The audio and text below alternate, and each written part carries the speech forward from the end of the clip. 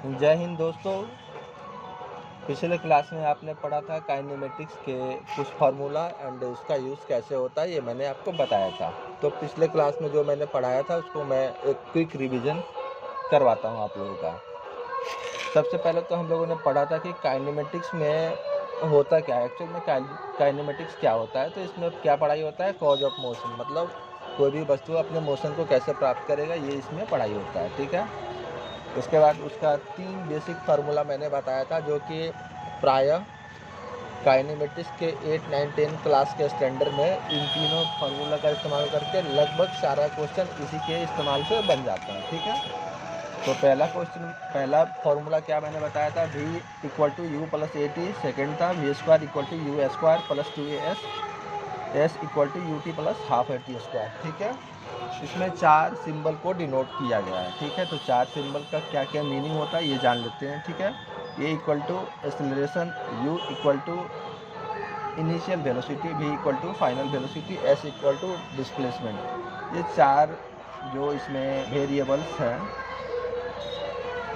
4 नहीं, एक्चुअल में 3 वेरिएबल्स होते हैं, एक का वैल्यू अंडरस्टूड होता है। जो यहाँ एक्सेलरेशन है, इस टाइप के क्वेश्चंस में जो 8, 9, 10 में जो इस टाइप का जो क्वेश्चन आता है, यहाँ जो नीचे दिया गया है, इसमें ए जो होता है एक्सेलरेशन, उसको ग्रेविटेशनल फोर्स बोला जाता है। तो ये वेरिएबल नहीं होता, ये होता है कांस्टेंट। ठीक है। तो ये 3 टाइप का फार्मूला था, जिसमें 3 वेरिएबल, एक कांस्टेंट था, जो कहीं कहीं पे वेरिएबल भी होता है। ठीक है। जो जब आप 10 के ऊपर जाओगे तो उस टाइम पे आपको ए का जो वैल्यू होगा, जो जब यहाँ इसका फार्मूला इस्तेमाल करेंगे तो वहाँ पे ए का वैल्यू निकालने को पूछ सकता है। तो उस टाइम पे वो यहाँ पे वेरिएबल होता है। ठीक है। जबकि 8, 9 क्लास में प्राय जो क्वेश्चन होते हैं उसमें जो क्वेश्चन आता है वो जो होता है आपका ड्यू टू ग्रेविटेशनल फोर्स, जो कोई वस्तु अपना मोशन को प्राप्त करता है, उस टाइप का क्वेश्चन आता है। ठीक है। तो वहाँ पर ए जो होता है उसको जी समझते हैं, और जी क्या होता है, 9.8 मीटर पर सेकेंड होता है, मीटर पर सेकेंड स्क्वायर। ठीक है। उसमें मैंने एक क्वेश्चन आपको से शेयर किया था, जिसमें क्या था कि कोई ऑब्जेक्ट है जो ग्राउंड से 5 मीटर के हाइट पे रखा हुआ है। ठीक है। तो जब उसको सिंपली रिलीज करेंगे तो ग्राउंड पे, जब वो ग्राउंड को टच करेगा, उससे जस्ट पहले उसका क्या वेलोसिटी होगा। ठीक है। इसको वेलोसिटी ऑफ इम्पैक्ट भी बोलते हैं। तो उस टाइम पे उसका वेलोसिटी क्या होगा, ये पूछा गया था।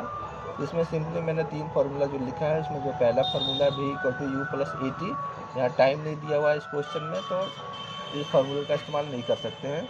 सेकेंड फार्मूला था v equal to v square equal to u square plus 2as। तो इस क्वेश्चन में देखिए, यहाँ पे v जो है, v निकालना है, फाइनल वेलोसिटी u, हमारा इनिशियल वेलोसिटी यहाँ 0 दिया हुआ है, इक्वल टू 0। किसी भी वस्तु को जब सिंपली रिलीज करेंगे तो उसका इनिशियल वेलोसिटी 0 होगा। तो u इक्वल टू 0 था, u तो कांस्टेंट है, a का वैल्यू 9.8 मीटर पर सेकेंड स्क्वायर होता है, s हमारा डिस्प्लेसमेंट है। डिस्प्लेसमेंट यहाँ दिया हुआ है, 5 मीटर हाइट पे ऑब्जेक्ट को रखा गया, तो यहाँ डिस्प्लेसमेंट 5 मीटर दिया हुआ है। ठीक है। तो इसका इस्तेमाल किया मैंने, सारे वैल्यू को यहाँ पुट किया, तो v इक्वल टू √98 आया। 98 का मीन्स मतलब ऑलमोस्ट, उसको 100 मानते हैं अगर 98 को, तो ऑलमोस्ट 10 मीटर पर सेकेंड वेलोसिटी आएगा। अब यहाँ पे सेकेंड क्वेश्चन क्या बनता है, ये आज का क्वेश्चन है। ठीक है। इसमें टोटल 4 वेरिएबल्स दिए गए हैं, जिसमें वेलोसिटी हो सकता है, टाइम हो सकता है, एक्सीलरेशन हो सकता है, डिस्प्लेसमेंट हो सकता है, तो सब कुछ तो दिया हुआ है, टाइम यहाँ पे नहीं दिया हुआ है। ठीक है। तो टाइम, जब वो ऑब्जेक्ट ग्राउंड को टच कर रहा है तो उस टाइम वो कितनी देर में ऑब्जेक्ट को टच कर लेगा, इस टाइप का क्वेश्चन आ सकता है। ठीक है। तो हमें टाइम निकालना है। तो इसमें देखिए, इसमें 3 फार्मूला में 2 फार्मूला ऐसा है जिसमें टाइम, यहाँ भी टाइम का इस्तेमाल हुआ है, यहाँ भी टाइम का इस्तेमाल हुआ है। ठीक है। तो इन दोनों का इस्तेमाल करके हम लोग क्वेश्चन को बना सकते हैं। तो लेकिन इजी फार्मूला यहाँ देखिए, v equal to u plus a t है। ठीक है। इसका सिंपली इस्तेमाल करेंगे और हमारा टाइम निकल के आ जाएगा। मैं बार बार आपको बोलता हूँ कि ये जो 3 फार्मूला है, इसको आप याद करिए, मेमोराइज करिए, इसके मीनिंग को समझिए, और इसका इस्तेमाल करके 8, 9, 10 क्लास के स्टैंडर्ड के जो भी क्वेश्चन होंगे काइनेमेटिक्स से रिलेटेड, वो आप सॉल्व कर सकते हैं। ठीक है। तो हम इसका इस्तेमाल करते हैं। तो फर्स्ट फार्मूला है v equal to u plus a t. v का वैल्यू हमारा अभी अभी हम लोगों ने निकाला 10, u का वैल्यू हमारा इनिशियल वेलोसिटी क्या है, सिंपली जब किसी भी ऑब्जेक्ट को यहाँ ऐसे रिलीज करेंगे तो उस टाइम पे उसका इनिशियल वेलोसिटी क्या होगा, 0 होगा। एक्सीलरेशन ऑलमोस्ट 10 है और टाइम हमें निकालना है, तो t को सिंपली लिख देते हैं यहाँ पे, 10 हो गया, ये 10t हो गया, तो 10 से ये 10 को कैंसिल करेंगे तो t हमारा निकल के आ गया 1 सेकेंड।